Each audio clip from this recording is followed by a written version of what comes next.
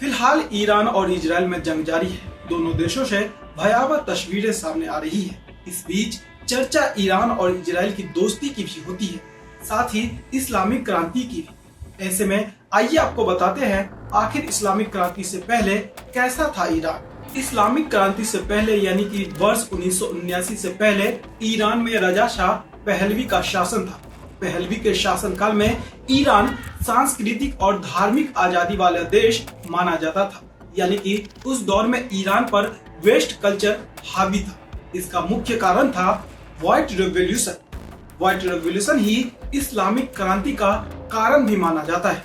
खैर, इस्लामिक क्रांति से पहले रजा शाह पहलवी के दौर में ईरान में शिक्षा हाईटेक थी।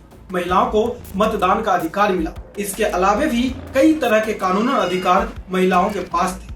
वे जहां चाहे आ जा सकती थी, जैसे चाहे रह सकती थी, मगर अब ऐसा नहीं है। वर्ष 1979 के बाद से राजशाही परिवार से यहाँ धर्म शासित सत्ता हो गई। कट्टरपंथी विचारधारा से सांस्कृतिक अभिव्यक्ति पर रोक लगी।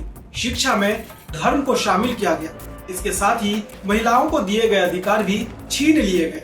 जिस रजा शाह पहलवी के शासनकाल में महिलाओं को छूट थी, धार्मिक और सांस्कृतिक आजादी थी, अब उनके बेटे ने ईरान इजराइल के संघर्ष के बाद कहा कि यह आशा और ऊर्जा की नई लहर है। ईरानी लोगों को ही अपने लिए बदलाव लाना होगा। ईरान के इस शासन का अस्तित्व समाप्त करना ही ईरान की समस्या का अंतिम समाधान होगा।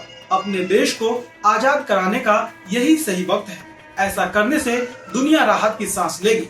परमाणु खतरों, आतंकवाद और उग्रवाद जैसी चीजों का खतरा खत्म हो जाएगा। ईरान की इस दशा के लिए खामनेई खुद जिम्मेदार है। रजा पहलवी ने एक सवाल के जवाब में कहा कि ईरानी लोगों ने देखा है कि दुनिया अब तक बहुत धैर्यवान रही है और इस शासन को व्यवहार में बदलाव के लिए लगातार मौका दिया है।